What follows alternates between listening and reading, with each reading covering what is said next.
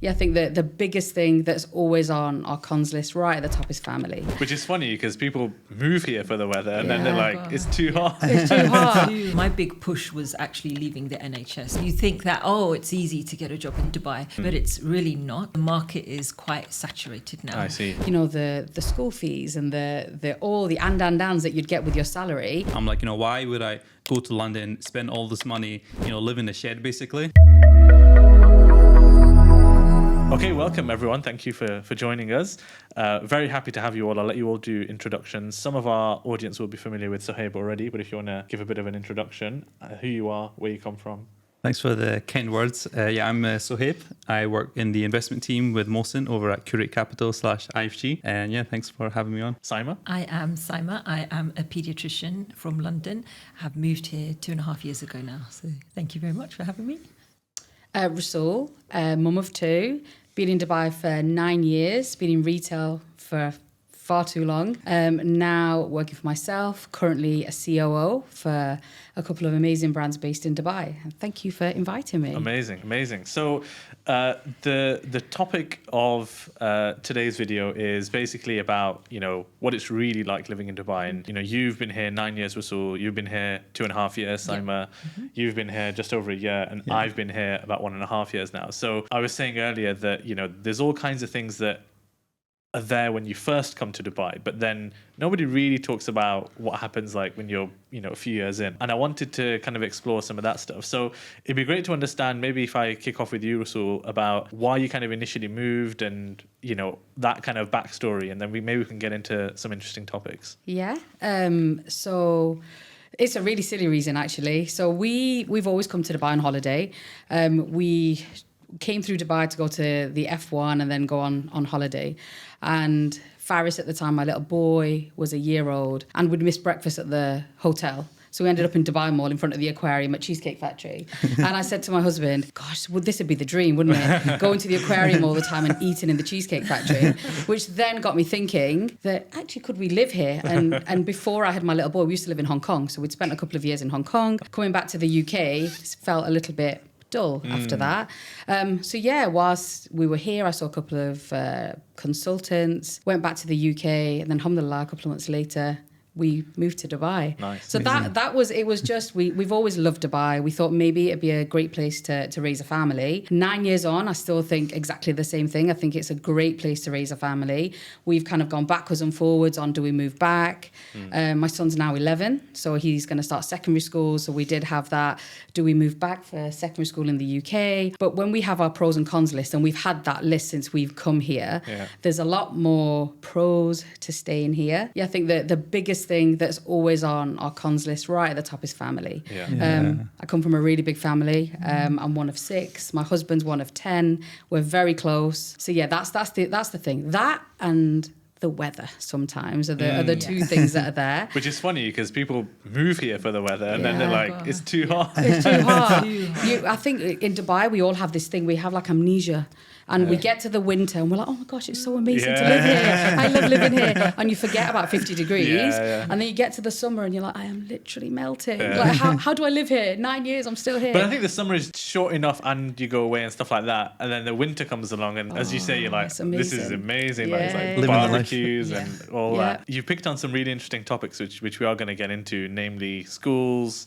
The family element is a big one. We'll get into that. Saima, is it similar for you? Similar kind of story? So it was, I think I've been toying with the idea of leaving the NHS actually. So my big push was actually leaving the NHS because it was just like, as consultants and climbing up that ladder in the NHS, it's absolutely can be crushing. And that work-life balance, I know by the end, as I became a consultant, it was just not there. It was, and you're so short-staffed. And I think your viewers, a lot of them from the UK, will probably resonate with this, of the state of the NHS.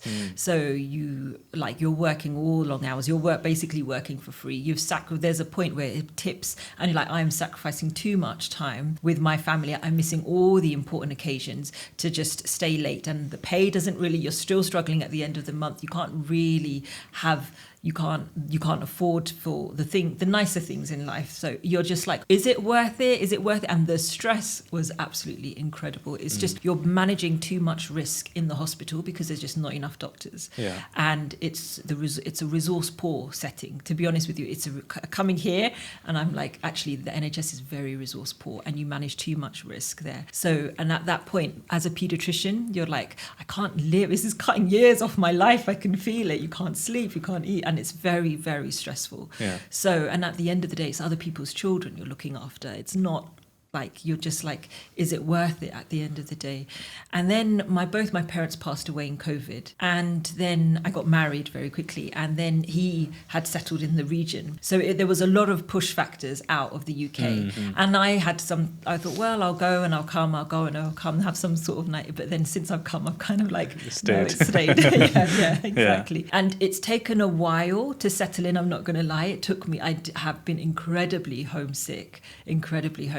But now I have 2 kids. Like, you just, for them, the quality of life, you cannot compare it to the UK. Yeah. And that now keeps me here. Yeah. How old are they? They're 3 and 10 months old. Okay. So little. So I am just kind of what I can do with them here and the safety aspect, because I come from East London and it's just not safe where I am. And so I'm like, if I go home, I'll be in that area and I'll just be so anxious for my children that you just can't compare here the safety. Like you can leave your things out on the table, you can leave your phone and your laptop and go to the toilet and take them to the toilet and it's still there. Yeah. It's just unheard of. Like, I speak to my sister who lives in Stratford and she's like, somebody just came on their bike and just took a phone out of a man's hand and it's, what can you do? It's gone. You can't do anything. So I think the safety for my children and the quality of life for my children, they keep me here, and also the quality of life for myself, to be honest. So, yeah, absolutely.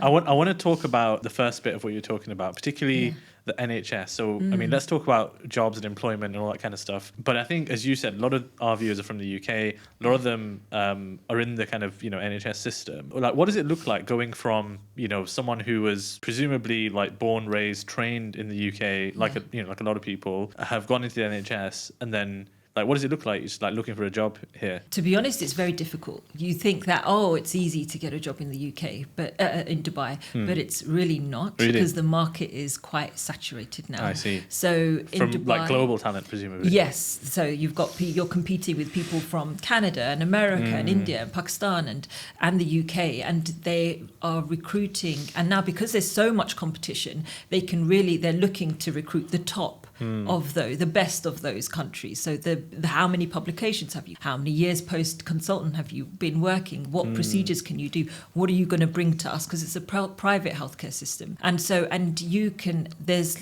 It's overly saturated here for doctors, I'd say, whereas it's the opposite in the UK. So the job security here for medics, I'd say, is quite.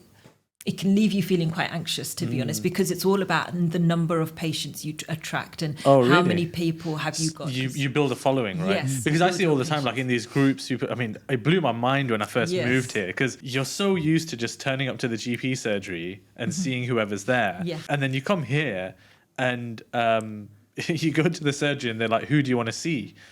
And I'm like... Just the doctor. And then as you once you've done a few visits of that, you realize that I'm doing something that's not right here. Yeah. And then you see on these like WhatsApp groups and stuff, people are like, can someone recommend a pediatrician? Can someone recommend, I don't know, a dermatologist? And then you realize that actually it's much more like, I come from like the legal background, right? So it's a bit like barristers where, you start using somebody for a certain type of work, and then you keep giving them work because you like them, you trust them, you like the way they do things. It's very much like that here, isn't it? Yeah, it's 100% like that here. And even me, when I came, I was pregnant and I was like, I just need an obstetrician. And they were like, and you just spoil for choice. And you get these CVs, which one do you want to see? Yeah, absolutely. And you're just completely spoiled for choice. So you go to who you're familiar with, someone UK trained, so you know what they're doing in terms of guidelines and things. So, but it's a private healthcare system, and it's very much, do they like you? Do they like what you've done? So it's very patient-centered. Yeah. It's not like a resource poor setting. So it's like you're almost considered as a patient the consumer, Yes. the customer. They Yeah. say the customer. Yeah. So you offer all of these health packages and things like that. So as a medic, coming from the NHS is very different. It took a long time for me to get my head around this and to practice in this way, because you're just competing with so many other people. And it's just, and you also do become a little bit de-skilled. So as medics, so I was a hospital paediatrician, and so I was working in St Mary's, and I went through all my training in London and Great Ormond Street and Royal Brompton. But actually you're here and you're in the community basically. So you become more of a GP. Like a bit of a generalist. Yeah. And it's quite nice in a way, because you get to really know your patients, know their family. And if you're good and they like you, then they recommend their friends. And then you've got like your own group of patients. And then you realize, oh, I'm seeing them at 6 months, now 12 months. And you follow them all the way up until they're like 10, 12, 13, 16 years old. And that's really, really lovely. Whereas in the UK, you see one patient, you never see them again. So here you can actually really take ownership of that little family patient. And you're like, yeah, these are my patients and I'm going to really look after them. So that's really interesting. It's really nice in that way. Yeah, I think it's like I've not been to the US or spent time there, but I think it's the US healthcare system is like this, right? Yeah. I'm going off Friends episodes where like Ross is like, oh, my whatever pediatrician or whatever it is. How was it for you, Rasool? I was just on the back of what Saima said. When I came to the UAE, I mean, I like I said, I saw a couple of consultants. A few months later, I was here, and back then, you know, the fact that you'd worked for, so I've worked for Tesco in the UK and in the Far East, and you'd as somebody that's British with some good experience, it was fairly easy to get a job. Fast forward to now, and it's not the same that it used to be. You could move around. And it was just the fact that, you know, if you had an American retail background or a British retail background, that gave you access to great jobs. There's so many other countries that are doing such a good job, like India, where they just don't need that kind of experience anymore. And there's so many people, like Sam said, coming in from lots of different countries that don't demand the same salaries, I guess, or the packages that you kind of expect when you come to the UK. So I look back at, you know, the school fees and all the ands that you'd get with your salary. That just isn't there anymore. Yeah. It's not there. And the competition for jobs is fierce. And again, just a point that Simon made, there is that anxiety and that anxiousness about job security because there is almost a whole busload of people that are quite happy to do your job a lot. Well, they'll say a lot faster, for a lot cheaper, for a lot less. The market has changed massively from where it was a few years ago. What is it specifically that you do within retail? So as a career path, I've always been a buyer. So I started off at Tesco buying fashion, stationery and art and craft, and then I went to buying manager, head of buying, head of category. So when I moved to Dubai, I used to work for Alpha Tame, where I managed all of their home businesses. So I've always been into buying, so travel a lot. Going to different countries, sourcing lots of product. As I progressed in my career, then I've picked up merchandising, marketing, and then more of a head of business, GM type role. Now I have left the world of corporate. I've always wanted to do something by myself. I come from a family of entrepreneurs, so I'm like the black sheep that they think is just living out in the desert, enjoying the sunshine. So yeah, now I've kind of got a lot of passion projects, things that I've always wanted to do. So I'm working with an amazing company, a sustainable company that make candles, fragrance, home decor products. You can mention the name. Inara. I was going to. I was just gonna let it drop there. But yeah, it's the founder is a lady who I've looked up to for a really long time. She's amazing. Does a lot of work for charity. Does a lot of work in community, and that's the sort of things that I really want to be involved in. And that's where my value comes in. So the background that I've had in corporate, you know, all the suppliers and things like that I've had experiences, processes, things like that I can bring to the party. Along with that, I'm doing a project with schools, which is something that I'm going to hopefully work with Mohsin on, that I'm super excited about. So I think that's gonna be amazing when that gets kickstarted. But yeah, just doing some things that have always been in my head. I've always been too scared to do. But I think Dubai is a wonderful place to be an entrepreneur, to do something that you've always wanted to do. And again, going back to when when I moved here, it was really difficult trying to navigate your way around, what license do I need and how do I do this and what happens to my visa? Now it's just easy. It's so easy. But it's still, I think it is more bureaucratic than the UK though. If I set up a company in the UK, I go online, company's house. I mean, it used to be £13. They've just upped it to £50, which is like peanuts, really. Like here, it's like thousands and thousands of dollars to set up a company. Like, which activity you're gonna do? The bank asks like a million questions, and like it is a lot more. I'd say difficult to start here, but in a way, I don't know. There's pros and cons, right? Maybe it's a good thing because it's like quite self-selective. Like you need to put in the commitment and make a good go of it because you've put thousands on the line just to start the company. So yeah, there's pros and cons to it, but it's a very different kind of business experience here compared to the UK. So hey, your story is a bit different. But yeah, why don't you kind of give your perspective? Yeah, my one's a bit funny because I kind of came here on an extended holiday, I guess, if you want to put it that way. So I joined IFG about a year and a half ago, and then around the same time I got married. And then when I was speaking to Mohsin about joining the guys, he was sitting in an office in Abu Dhabi saying like, oh yeah, we're thinking about expanding here. I was fortunate to join the company a couple months later, and I was saying to him that, look, would you be open for me to come across as well? And then with my wife, she was able to move with her company. So we thought to ourselves like, we'll move out here, we'll scope it out, see how we like things. But yeah, I think, it's a common story. Once you get a taste of that Dubai kind of lifestyle, you'd like never want to move back. So yeah, we stayed for 6 months and then ended up my wife got a full-time job. Obviously Mohsin and IFG were based here as well.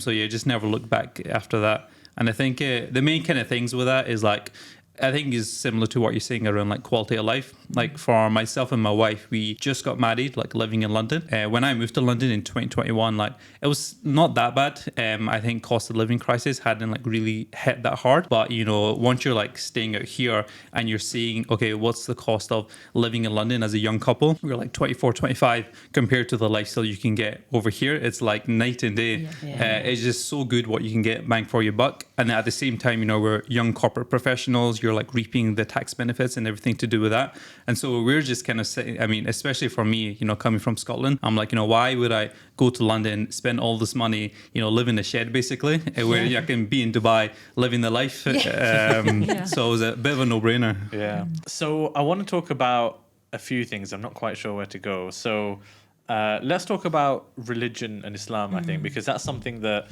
we're obviously Islamic finance guru, so it makes sense to talk about Islam. I always, like, people ask me all the time, and we were kind of discussing beforehand about how it really depends kind of where you live in terms of what your experience is going to be, because people come here on holiday. I think there's like groups of people, right? There's people who have never come and hate the idea of Dubai. Like basically haters, right? So I don't really kind of count their opinion because they've never been here, so you can't really, it's not really fair. There's people who've been here and say never again, hated every minute of it, it's so superficial. But my contention would be they've not actually seen Dubai, right? So like, honestly, I had that view before. Like we'd holidayed before. You're very offended by that. No, honestly, like, because when we'd been on holiday for 2 summers before we moved, it's a perfect place if you've got kids. It's like, it's just so easy here, right? But before that, I was very much of the view that I was in that kind of first camp, people who'd never been here, but like didn't like the idea of it. And then once I'd been here, I was like, actually, things are just so easy and things are so nice and whatever. And then as I kind of grew my network here from the UK, and actually, like, I had a few friends here and stuff like that. But then for the first time when I visited Sohaib in Mirdif, I was like, I've never seen this like residential life ever. And that evening he called your husband Furqan over, which is where obviously, we've got to know each other. And I was like, this is really nice, like just residential life. And it's like super quiet and like kind of like low-lying houses and, everything's nice. And the Islam bit, I think, is like comes into this discussion because people go to like, I don't know, they stay in downtown or stay on the Palm or whatever, right? And they see that. To be fair, even there are, masajid and what have you. I just find that, you get from Dubai whatever you want. Is basically that's what I tell people. And my experience has been, I've got a masjid down the road. My kids have got really good teachers. Islam personally is probably better than what it was in the UK. keen to hear your guys' experiences. So I'm in that stage where now I'm just like, so I live in the World Trade Center and in a big apartment block, and before that I was in Dubai Creek Harbour, and I have felt very disconnected from other Muslims, very, very, and my iman has taken a hit from it. And I kind of give myself a little bit of grace. I've had 2 kids and I've just been busy and I've just been in my own little world, and I didn't really go out much and meet other sisters, but I have missed that a massive amount, and my iman has taken a hit from it, because I used to go be regular in the circles. I used to love the Muslim community in the UK, in London, and I felt they were stronger. But that's probably, I see now that because I haven't met the Muslims here, the community, the UK expat Muslim community here, I haven't been going to circles or lectures and anything regular like I would in the UK, because it would be so easy for me. Just go to East London Mosque, go to Regent's Park Mosque. There's like Iman Foundation, which is right around the corner. And just that community feeling, like we would go for Jummah, and then it's like the masjid's closed. It's empty within 5 minutes after Jummah. Whereas in the UK, you could sit and you can talk and you can, someone's doing a little reminder afterwards and things like that. So I really missed that. And that's why now, because like even outside of my building, I'm right on Shakeside Road where the World Trade Center, there's like, it's so dodgy. It's so right on my doorstep. The prostitute cars, and it's all just there. Sorry, I'm saying, no, but it's there, and it's there. So you, like you say, you get what you want out of Dubai, because that seediness, it's there on your doorstep if you want. It's like an international, it's a business city, and people are flying in and out and in and out. So it's going to cater to a certain type of people. But actually, now I have kids, and I need to look at myself. I was like, no, your iman is really taking a hit. And actually, now speaking to Rasool, I was like, where is the masjid that I want to be close to, where they're active, where there's circles, where I can go back and have what I had in the UK? And that's in Mirdif, inshallah, I hope. And that's my plan, is like really to move to Mirdif and have that, try and rebuild that part of my life again, inshallah. So I'll let you know. Great. Another one to the Mirdif crew. We're going to move it to Mirdif. It's the place to be. How about you? I remember when we first moved here, Faris was 2, and my parents had come over and thought, but where's he going to go to mosque? Where's the masjids? It's because true. This is a big question. Right. This is the first thing they ask, because we're brought up with, the kids go to masjid every day after school. And they were very worried about it. And I was like, it's okay. We'll find something. There was a point where I was a little bit worried as well, because I was like, actually, what are we going to do? Fast forward, we've had an imam that's come round to the house to teach both of our kids. Faris finished the Quran at 7. He's now doing Hifz classes, and his tajweed and everything is incredible. And I you shouldn't compare, but I compare him to, family back home and other kids that we know, and the access that he's had, and he does both actually. So he's got an imam that comes home, and he also goes to the masjid, so he's got other kids that he's praying around. But it's an amazing experience that he's had. It's allowed him to not only have Islam very concentrated one-to-one, but it's also given him the time to do other things. So I remember when I was little, it was school and it was mosque, and I couldn't do any of the things after school. I won't say I resented it, because if my parents hear this, they'll be upset. but yeah, I always wanted to do the other things, but now Faris is able to, it's just part of his daily routine, but it's not preventing him from doing all the other fun stuff that he gets to do as well. But it's not like we're saying, okay, well, he's doing football and basketball and all these fun things, and he's only doing a snippet of Islam. It's a balance. It's a balance. And he's getting that because we've kind of made it work. And I think that's where, and it's so easy, if you want, you'll know this moving here, if you want a teacher that's going to come to your house and is going to do one-on-one, you can have that. If you want to go to a masjid, if you want it online, there's so many different options, and it's just whatever works for you. And I think that's what I love, the flexibility that, like even now the kids are off school, so they can have their classes in the morning and they can have the rest of their day. They can, we'll go back to the UK next week, they'll still have the same imams, but they'll just do it online. So it's just, again, people don't see that side of it. People don't see, and I've had friends that have come over and they've stayed on the Palm and in JBR, and I've gone, come and stay in Mirdif with us. And they've gone, oh my God, you're just really normal. I'm like, yeah, we have jobs and the kids go to school and mosque, and we go to work and we drive normal cars, and we don't all drive Ferraris and Bugattis. but yeah, and I think I do feel sad sometimes, because I think Dubai gets a bad rap. It gets a very bad rap. But there's, and you mentioned the group in Mirdif, like with Sohaib, and that community is amazing. It's people from all around the world as such that are on the group, but when they get together, and it's people that you can call, message at any point for anything, and they're there. Indeed, yeah. And that's what makes it feel like you're almost at home. Yeah. And I think things like Ramadan and Eid, oh my gosh, I have to fight with my husband and kids if we want to go home during Ramadan, because it's, but I don't want to miss the Tarawih, and I want to read behind the Imam for all of them, and you know, and it's all those things which, you know, and the, if you go home, at least you're getting to spend some time with family, but you don't get that side of it. So you've got to, there's a bit of give and take. Ramadan is so good here. It's beautiful. I have not had that. Honestly, Got to come to Murder. yeah. Honestly, like I think obviously other than Haramain, I can't think of many places. Like just the Tarawih is just amazing. Incredible. Like, this year, what we did was we did a bit of a kind of masjid hopping, and we went to like lots of different masajid and different qiyams at night and stuff like that, and it was amazing. Yeah. Like the Grand Mosque in Mirdif, Sheikh Abdul Aziz is like just out of this world, like so special. It's unbelievable. How do you feel about because they only do like the 8 rakats here, like they don't do like the they don't do the khatam of the Quran? Some places do. Some places do. You can find them. I'm like okay with it. For me, it's like it's always about quality. Like there is something satisfying about, you know, doing a khatam from like day one to the end. But for me, it's always about quality. So like I will go the extra mile to go behind that imam that like prays the way that I love, because you know it's all, at the end of the day, Ramadan is all about connection with the Quran, right? It's not necessarily to do, you know, a khatam. And if you like, I don't feel that Tarawih is long enough, but then you've got the qiyam that like happens, right? So and in I think most masajid it's in the last 10 nights, but there are some masajid where it happens every day. So you can you just seek that out. But yeah, I find Ramadan's amazing. I think for me, like it's similar to what Saima was saying as well. Like it just depends on the community and like where you are, because I feel as if my own iman's like taking a hit because of that. I'm going to caveat this with a few things. Like number one, the first year I was living in Dubai, I was living in downtown, and everyone's going to roll their eyes and be like, okay, obviously, of course. So my building was attached to Dubai Mall, and so like obviously it's a bit flashy, it's a bit exuberant, and you know, you go to Dubai Mall, it's not like the place where you know you think of something's going to boost your iman straight away.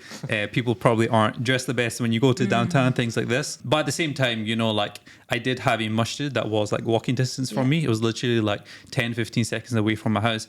But you know, even though I had that, it was that community kind of sense. You know, when I think about living in Scotland, living in London, one of the first things I look for is, okay, you know, who's in my local community, where's my local masjid. You know, I remember when I moved to London for the first time, you know, I go to the local masjid, I start speaking to the brothers, you build that connection, and through that, you know, you get invited to some halakha, some talks, you get kind of ingrained in that, you know, sort of community. Whereas for here, like, you know, I went there, most people were just there for work. There was only like a small handful of brothers who were, you know, actually lived full time in downtown as well, and they were a little bit older. So for me, like, location did kind of play a part in that, but I think for me, like, I never fully ingrained like within that kind of community. I never felt like, you know, I had like a Islamic circle around me that lived in that kind of vicinity. I'm sure you guys are going to tell me to move to Mirdif now.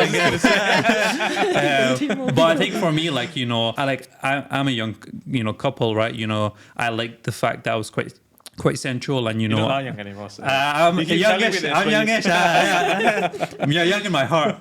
People are going to see me and think, early 20s. We'll keep it that way. But yeah, I mean, I think for me, like, you know, I like the fact that I'm in the hustle and bustle, and you know, I get to be in the central things, and so trying to strike the best of both, like, it is kind of like difficult to do. Yeah, I mean, I guess that brings us nicely on to the next topic around like where to live. It's very different when you come here. When you're outside of Dubai or the UAE, you make that decision, I'm going to go there. But then you come here and you realize that it's actually like, it's very, very different. Like each bit is so different compared to the next bit. And you can only really feel it when you actually come here.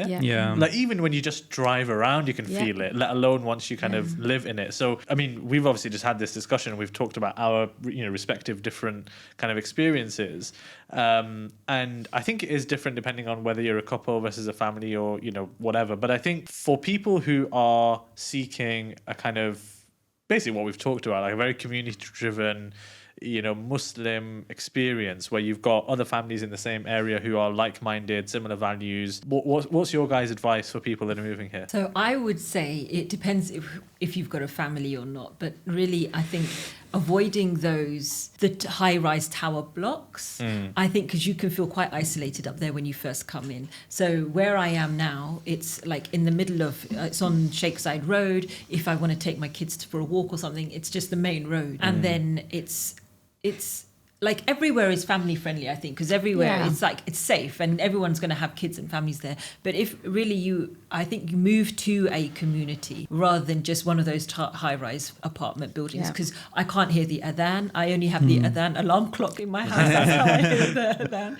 But I don't hear the adhan. You kind of have isolated yourself a little bit, and then that can be quite difficult, I think, especially as women, maybe, where you really do need that company. I think I underestimated how much I need like other female company, other like-minded women around yourself who are working, who have families, who have kids, and who you can get together with, like practicing Islam, all of that. It's a whole package. So for me, as having experienced it now and wanting to get out of it, I'd say avoid the high-rise buildings or being up high as well, where you just like, and especially not off a main road. I would say not on a busy main road. Like try and get to a community. Yeah.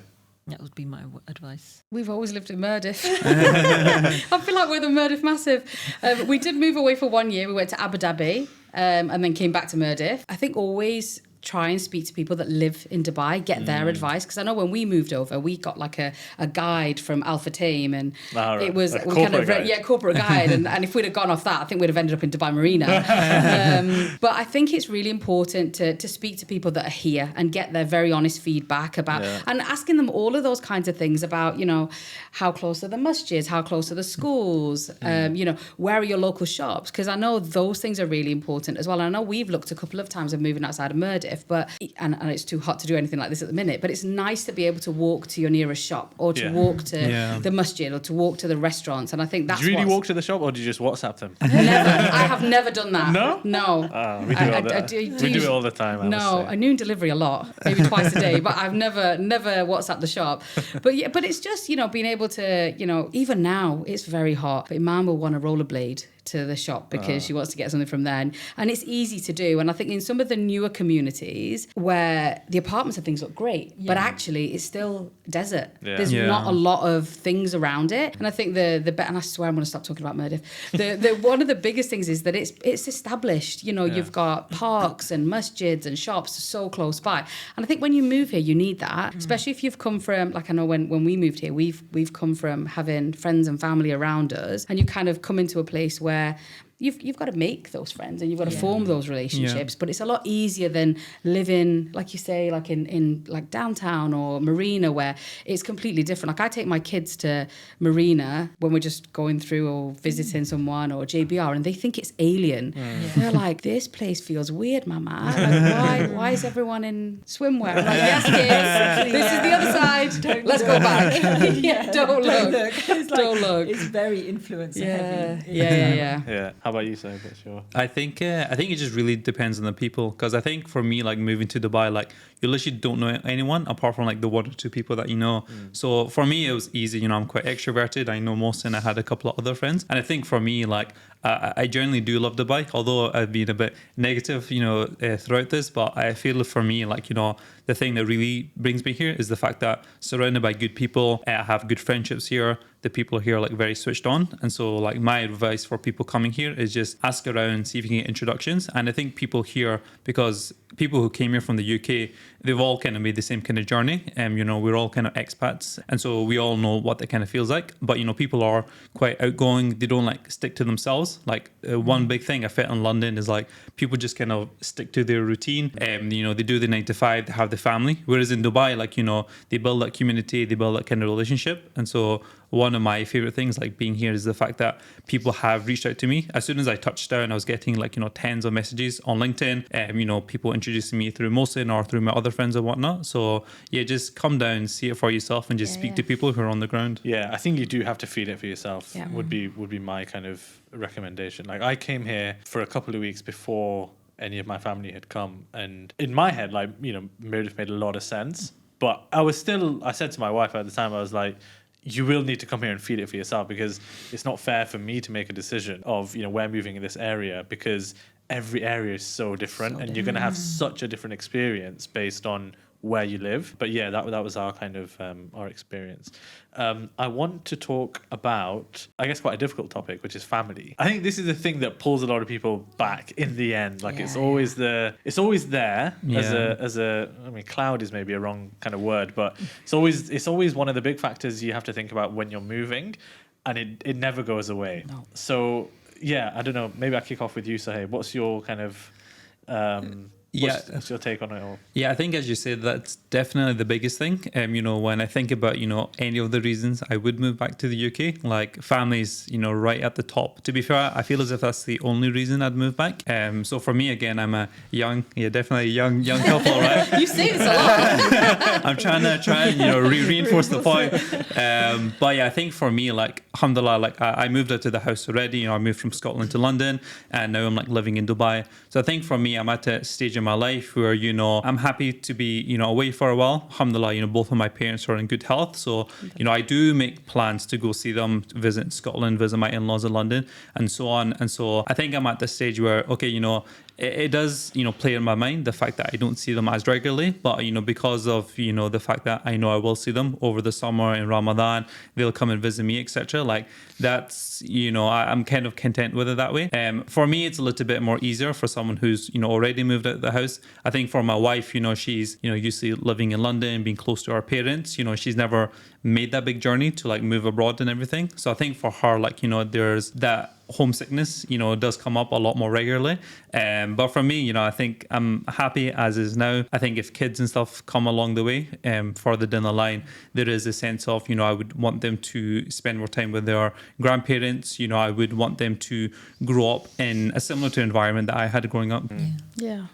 How about you, Saima? I think it's been really hard for me. It's been one of the most difficult things out here is the homesickness, and you're right, it doesn't ever go away, and it is probably the number 1, 2, 3 reason for me to go back to the UK, because I'm one of 6, and actually my family, so both my parents passed away during COVID, so actually that central that house, where everyone comes back to, that's not there now. So when I think about it, I'm like, where would I, if I move, like everyone's got their own lives now. My sister's got her kids, my other sister, my brother's up in Birmingham, like everyone's in their own lives. And I know it's so incredibly busy and difficult at the moment in the UK. But that homesickness, because when I was in the UK, I would never go more than a day without seeing my family. And even when I was on call and I'd work the weekend and 12 days in a row I'd be working, I'd be like, oh, I'm homesick. And I would because I haven't seen my sisters or my mum or my dad for like 12 days in a row. So coming here was incredibly hard for me. And it still is. It still really is. But even my family in the UK are saying, don't come back. It's really not good at the moment. The cost of living, the crime, the safety, like your quality of life there is really good. They were like, so don't rush to come back. We'll come out. You have video calls and you can... So you're never ever really far away from them. You pick up the phone and you're talking to them. But it's a big struggle for me, a big struggle. The counter argument to all this is that I don't know if it's a counter argument, but one of the kind of things that I've found is that I actually spend more quality time with my family here when they visit compared to back in the UK, because so I think what you said, Saima, is an experience that a lot of us have, right? So you've got a central kind of house where everyone kind of, descends on. And it's usually like on a weekend or whatever it is, and it's, maybe an all-day affair. And then after that, everyone kind of goes off. That's great, and it is good to see family regularly and stuff like that. But it always does feel a little bit kind of shallow almost, in the sense that you're not really doing things together, or at least, not the case in my family. Whereas what I found is that when we have guests in our house, family, like you can actually do things together. So like you'll take them to play. You're properly hosting them, right? And it's over a period of time. So they might be there for like, let's say a week or 2 weeks or 3 weeks or however long it is. And you look forward to them coming because you're going to have the opportunity to like actually host them. And I have found that, the strength of the relationships has increased because of that. Of course, I'm not necessarily seeing them as frequently as I would, but you've done something together that's much more memorable. Like how many times do you what do you remember of the weekly kind of visits that you did and stuff like that? You remember the fact that we used to go there every week and we used to do stuff, but you don't remember like very specific things that you shared or memories that you created together. But yeah, curious to hear your thoughts. Yeah, 100% with what you've said. It's about the quality of the time that you spend, and I've fought with it for 9 years. Do I go home just to hear? And it's always that. And we go home and you see life through rose tinted glasses. You go home and everyone you go out with everyone and you see everyone lots, and then you think about it. You think, actually, if we weren't here, this isn't what life's actually like, because everyone's got jobs and school and everything else, and you're lucky if everyone sees each other on the weekends, because do you go to your parents' house, do you go to in-laws' house, you do something with the kids, and that's just life, right? But I think we've now, it's Dubai, first of all, so everyone wants to come here. So I think about last year, every single one of my family members at some point with their whole families came to see us. I think it was only my younger sister that didn't come out. But we have visitors a lot. I love when my parents come and they're here for at least 3 or 4 weeks when they come over. But actually, it's easy to get back to the UK as well. So, I've been back 3 times this year, and it's not so difficult. Obviously, it's not the same as living around the corner. But the things I miss is just being able to nip around and have a cup of tea with my mum. Little things like that. And when just on an ad hoc, people all decide on the family WhatsApp that they're going to do something, and you're like, I've got so much bad FOMO. I'm not there. But again, that kind of pros and cons list is, do I, and if you ask my kids or you ask my husband, do they want to move back? It's a solid no. Now, obviously, my husband has the same, misses his parents, etc., etc. They are like, no, you're not moving us home. Whereas I'm like, I'd quite like to go home. But for your kids, it's very different though, isn't it? Compared to like my kids, for example, because your kids that's like pretty much grown up here. Well, Iman was born here. It's all they know. Iman was born here. Yeah. Faris came here when he was 2. Yeah. But Faris, they're both at an age now where they can see, because we spend quite a lot of time in the UK, where they can see the benefits of both, and they kind of want to stay here. But also, one of the reasons that I decided to move out of corporate as well is just flexibility. So, just being able to spend more time in the UK. So for the summer, this is the first time ever that I'll be able to go and spend 3 weeks in the UK. I would never have been able to do that before, because it's 2 weeks maximum and you're back to work. So I think, somehow we will make it work. We've got a house in the UK, and this is me convincing myself, by the way, and hopefully my parents, who are constantly trying to get me to move back. But they see it. They see, the quality of life that we have. And it isn't just about, the flashy malls and all the rest of it. It's the classes that the kids have access to. Like Faris is off at a summer club today, and he'll go for a couple of days. Trying to find the same thing in the UK is really difficult. If impossible. But it's all those extra things that they get to do. And if you want the kids to like, Iman loves gymnastics. It's not just one gymnastics class that's 10 miles away that you can take her to. You've got 10 that you've got to choose from. So it's things like that, and it would be very difficult for me to take them now from what they're used to here, and taking them back to the UK, because it would be really hard for them to transition back. If we had to do it, they'd do it, but I don't think it's something that they'd be happy about. But I do miss the weather. Yes. I do miss the weather a lot. That is because I used to live next to a forest. So I just used to always be in Epping Forest walking. And that's one of my favourite things to do. And I really missed it. And I missed that massively. Even when it's wet and miserable. Even when it was wet and miserable. Even when I went in this last year, I took my son out. I was like, get out in the rain, get out in the mud, jump in the puddles, jump in the mud. All of that. I love it. I love being outdoors, walking. But don't you think it's just, as humans, we want what we don't have? Yeah. Because absolutely. One of my friends sent me a video yesterday in London. It's like, that classic grey, miserable, wet thing. And I was like, oh no, I'm not about that at all. Like, it sounds great in theory going back to the UK, and then when you wake up and there's no sun and all that kind of stuff. And to be fair, it is really hot right now, but I always say that I prefer looking at the sun from an air-conditioned room at least. But at least I get to see the sun. Whereas in the UK, it's not really the case. Even this summer is going to be quite wet, apparently. One of them is schools, and the other is just like cost of living generally, and we can throw healthcare into that as well. So schooling, you've not got kids, so it's not as relevant. Are your kids? My boy is in nursery, so I'm still trying to navigate that. So I'm asking Rasool. Right. So just to kind of set the scene for the viewers. So the system here is, I mean, there is a state system, but it's primarily for the local population. So basically, anything that you interact with as an expat is going to be private schools. There's all kinds of schools, actually. So you've got British curriculum schools, American curriculum schools, Indian, Iranian, Canadians, everything, right? Yeah. So you can pretty much choose what you want. Our kids go to the same school. We've obviously chosen a British school with a good reputation and all that kind of stuff. Let's talk about like the process of choosing schools. You're probably the most experienced in the room, and maybe we can chuck in stuff about fees and that kind of thing as well. Yeah.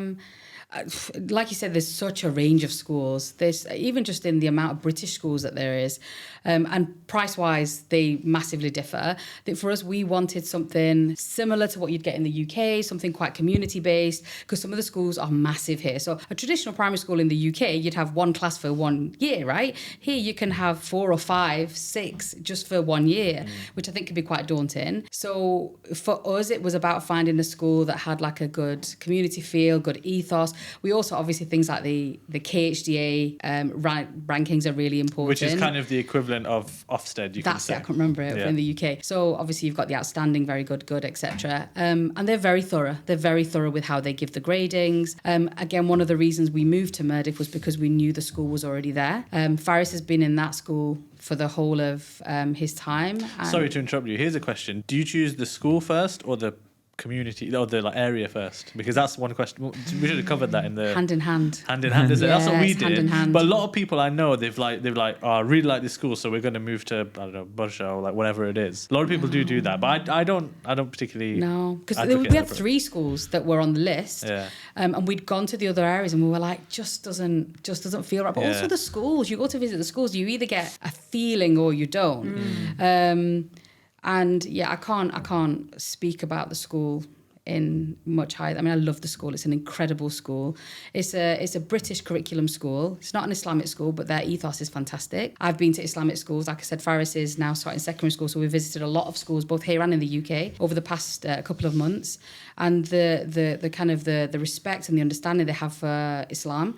And it's from the non-Muslim kids, and I've been to Islamic schools where there's a set time to go and pray, etc. There isn't that in the school, but the kids go and pray because that's just, and it's a beautiful school. There's a price that you pay for a school like that, and obviously it gets higher and higher the older your kids get. Don't freak out about having kids. that always threw me a bit because you look at the price list and it's like, okay, fine, you kind of understand. Then you look further down, it's like, 4 is this much, 5 is this much, 6 is this much, 7. It's like, why does it go up every year? Never understood that. But we should. I mean, you've touched on an interesting point about the Islamic versus the kind of secular in Dubai. So for the viewers' benefit, there are basically Islamic schools here which are part of the kind of private system. They're very similar in many respects to to your kind of mainstream schools, other than obviously there's a bit more emphasis on Islam.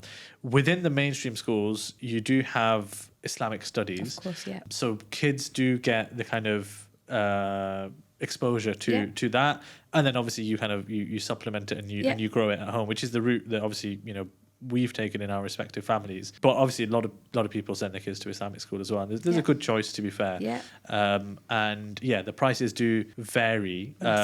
What are the kind of ranges that someone can typically expect to pay?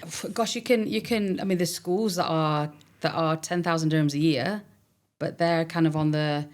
I don't want to come across as that person there on the bottom scale, but you kind of get what you pay for. And then your top end primary, you're talking 60, 70,000 a year, which isn't dissimilar to what you'd pay in the UK for a private school. So somewhere like Bolton School or whatever, or West Home, that's the kind of price you pay. And also what we really looked into was kind of, what kind of, how do they perform academically? What kind of sports facilities do they have? All of that, which is all super important as well. And I know a lot of friends that have their children in the Islamic schools where they have to then sub quite a lot. So they have to get tutors because on the academic side, it isn't as strong. Yeah. So it's all those sorts of things as well. So if you are going to go for an Islamic school, maybe the fees are a little bit lower, but then you are going to have to substitute with tutors for core subjects. What I found with schooling here is that because they're all private school, I mean, I went to Bolton School, which is a very good private school, so I was kind of used to it. But the thing I noticed here was that all the good schools at least are on pretty big grounds, and they've got a lot of very good facilities. Yeah. So you got your swimming pools and you got your all that kind of stuff. So you do, obviously you pay a price, but you do get, it's not just like the equivalent to state school. No. From a facilities perspective, I think that it is much better. Yeah. Teaching wise, I don't know, maybe I'm being a bit unfair, but I think it's probably comparable to state school. I don't think private schools here are as good as private schools in the UK, but that's just me. Maybe I'm wrong. But I think everyone has their own lived experience. I think it's how much you put into it. So I'm that parent. I'm that parent that is in every single week about something different. So I'm on it. Not that I'm saying that you're not on it at all. Not that I'm saying I'm not on it. But do you know what? It isn't just about the price of the school, but it matters. We're paying a lot of money. I expect a certain level. I expect a certain standard. And there are times where teachers haven't done what they're meant to do. I know when my kids' teachers haven't marked their homework, and they know about it as well. So I think it's about how much you put in. I'm also a governor at the school. Not that has any sway. No, not at all. And they asked me to be a governor because I give feedback. I like to think constructive feedback quite a lot, but I think you can have that kind of influence It's here. like keep your friends close, keep your enemies close. maybe.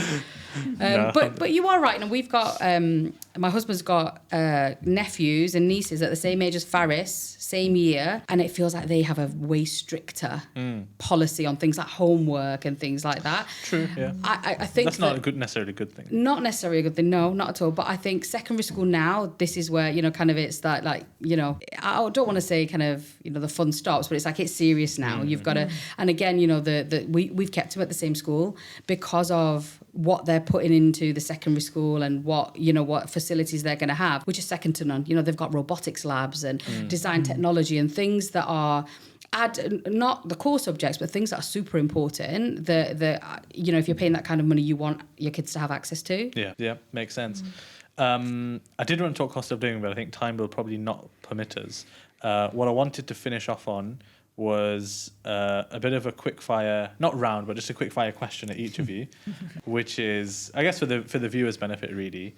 And we're talking about what it's really like living in Dubai. So I wanted to get from each of you a hidden gem that a tourist or something wouldn't know about that's in Dubai. We'll edit the massive pause out. Are we talking food? My mind's just gone to food. I'm sorry. I mean, it could be food, could be like days out, experiences, areas, spots. Mushrif Park. Mushrif Park, yeah, that's a Mushrif good one. Park. Yeah. It's blooming awesome. Mushrif Park is very close. Yeah? Close, yeah. Mushrif Park is great. It's got swimming in there. You can ride horses. You can barbecue. Yeah. You can run. You can cycle. And it's massive. It's massive and it's super cheap to It's get a in. national park, isn't Yeah, it? It's a yeah, national yeah. park, Yeah. Yeah, Which is good very shout. cool. Mushrif Park.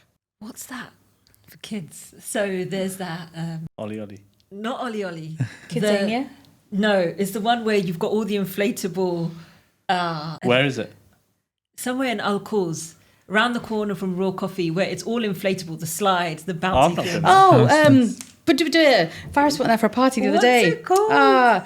They've got one in Arabian Centre. Okay. The one that not closed down? The No. X Park Adventure Junior. So that's in Kite Beach, and it's like a little outdoor spot. It's all covered, but it's got animals there, and it's got tree houses there. It's got a little cafe in there, and a little water thing in there as well. So for your toddlers and little ones, it's such a nice little outdoor space. Yeah. So you just take their kids off and they run around, shoes off, and they run around in the mud, and there's water that they can jump in, and they've got ducks and goose and rabbits and like a turtle that's just walking by and stuff. Wow. So it's really nice. It's in Kite Beach, and it's X Park Junior. Interesting. Yeah, you know that's what a was nice great little in spot. Kite Beach was, I don't know if you remember, but I think around October, November time, maybe I'm getting my dates completely wrong, but there was like a sports week or month, and they did like a whole 30, thing 30. there. Yeah. Yeah, that was Yeah. it.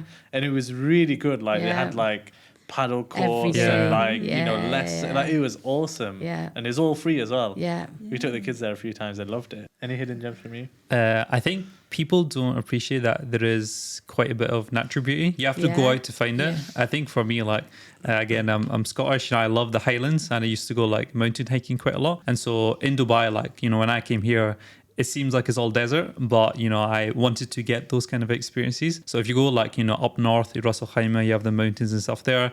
If you go to like Horfakhan or Hatta, like there is a lot natural scenic kind of beauty here. And then close by you have like Oman and these kind of places. So you can find it if you do look for it, but can only do it during the winter months. Yeah. I think one of the great things about here is that your ability to explore different parts of the world is really heightened. 100%. So you've got kind of Central Asia that's like about 3 hours away. Yeah, You yeah. can like literally a few weeks back we did a weekend in Medina. Yeah. It was like that bit of it is really good. And Wizz Air from Abu Dhabi is so it's- unbelievably yeah, cheap. yeah. It's like it's amazing. It's amazing. Brilliant. Well, look, thanks a lot to all of you. Really Thank appreciate it. And for those of you watching, if there are more topics that you'd like us to cover in the future, then maybe I can get the gang back together again and convince them to join us again. But until the next time, thank you very much for watching. And if you have any more questions, then leave them in the comments and we will answer them. Assalamu alaikum.